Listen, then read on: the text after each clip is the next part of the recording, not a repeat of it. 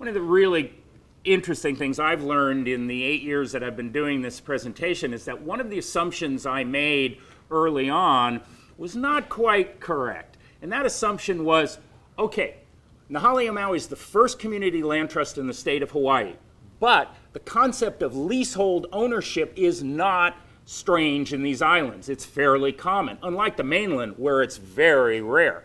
So I thought we would have less of an education barrier than land trusts on the mainland, where they don't even know what residential leasehold is. Residential leasehold, done by many Bishop Estate and many other entities and a lot of condominium developments, it's fairly common.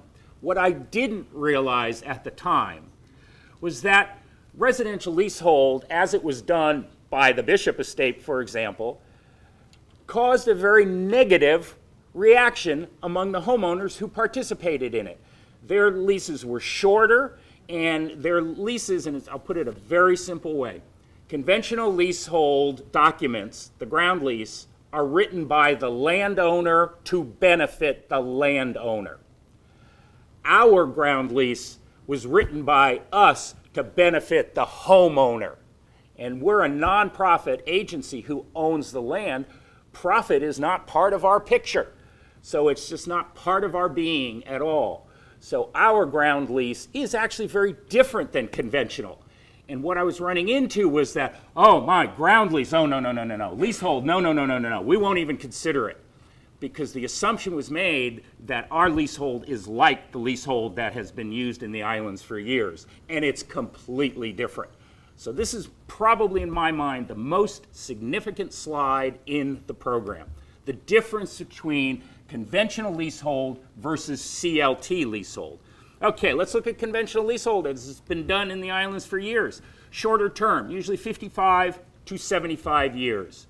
Ground rent, $250 to $750 a month to pay the rent on leasing the ground. Periodic adjustment based on land value changes.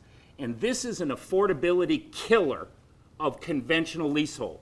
What it means is that periodically, often about every 7 years, the property is reappraised and the ground rent is raised based on the changes in land value. And that's where the dramatic changes take place. It's in the land value. It's not the value of the improvements. It's the land value that keeps going up as time goes on. When you have your ground rent tied to the land value, you can be facing an overnight change of as much as $250 going to $750 based on that reevaluation of the land. And low and moderate income families cannot afford that kind of volatility in their monthly payments. It just doesn't work. The other thing, which I think is probably the most significant, is that in conventional ground lease, there is a surrender clause. And what that means is that the improvements revert to the lessor, that's the landowner, without any compensation to the lessee, the homeowner. This means literally at the end of that 55 years or 75-year leasehold, the homeowner packs their bags and they walk out with nothing. That's it. All of the improvements on the land revert to the landowner because the landowner wrote the lease that way. Let's take a look now at the community land trust leasehold. Term, 99 years, renewable by the homeowner or their heirs, which would probably be the case, for an additional 99 years. That's 198 years of exclusive control of that piece of land goes to the homeowner. The ground rent is $45 a month. That is highly subsidized over market rate. Periodic adjustment. Yes, there is a periodic adjustment in our ground rent, but it's simply to keep up with inflation. Every 5 years, we'll take a look at the Consumer Price Index for Honolulu, which just is a measure of inflation, and we'll adjust the ground rent based on CPI changes. We have had homeowners now for over 5 years. Last year, our first group of homeowners reached their 5th anniversary. their ground rent started at $40 and it went up to $44.50 after that 5-year adjustment. That is a Manini adjustment compared to the change in land value that took place. All we want to do is have the ground rent keep up with inflation. So 20 years, 30 years from now, that ground rent has the same relative value as it does today. It's highly subsidized, but it is important revenue for Nahalio Maui as an organization because we have to build a sustainable organization so that we're there 20 years, 30 years from now, and still in business helping homeowners. And it's a modest way to do it. And here's the real huge difference. There is a surrender clause in our ground rent, our ground lease, and it says that at 99 years, if the homeowner or their heirs choose not to renew the ground lease, they do have to surrender the property to us. But they don't pack their bag and walk out with nothing. They, number one, have the election to extend the lease. They don't have to not extend it. But if they choose not to extend it, we have to buy the house back from them for the resale price that is contained in the formula in the ground rent. So that means that, when you think about it, that's a huge difference in the value of that leasehold interest. If you know you or your children will always get that resale formula price paid to them when they surrender the property, that makes a huge difference. And one of the significant differences is that our type of leasehold does not decline as time goes on. Think about it.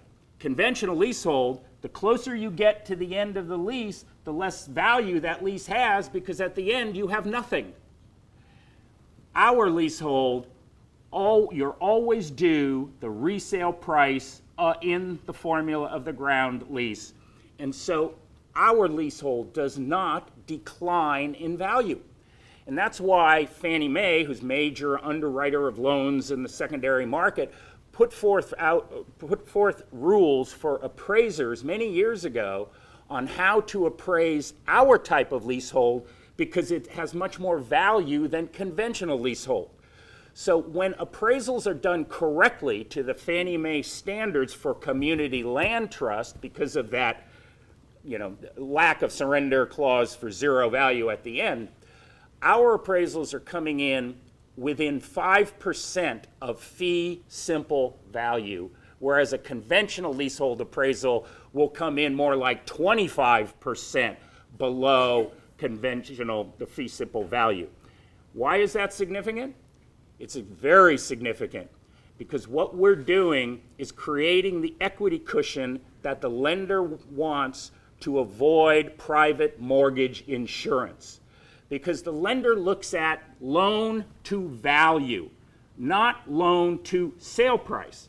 And the loan may be here, our sale price is here, but the appraisals are coming in up here, and that's creating the equity cushion that the lender wants to avoid mortgage insurance. Why is this significant?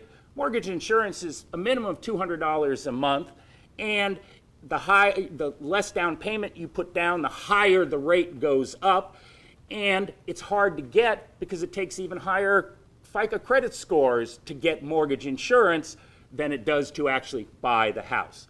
So in my mind, another affordability killer is private mortgage insurance. And so we're saving our homeowners $200 to $250 a month by having the type of leasehold interest we have with the value that it has much higher than conventional leasehold. This is one of the reasons why I think this is a very elegant model because it works in so many good ways. Another little aspect of that, which it's important to the neighborhood in which that we are doing a home, is that our sale prices, which are now approaching as much as 38% below fee simple value, those sales cannot be used for comparables for fee simple homes in the neighborhood because it's apples and oranges. Leasehold versus fee simple. Appraisers can't do it. Why is this important? Because your neighbors will be happy that you're taking advantage of low-income opportunity that has no negative effect on their value of their fee simple ownership. It's a win-win all the way around.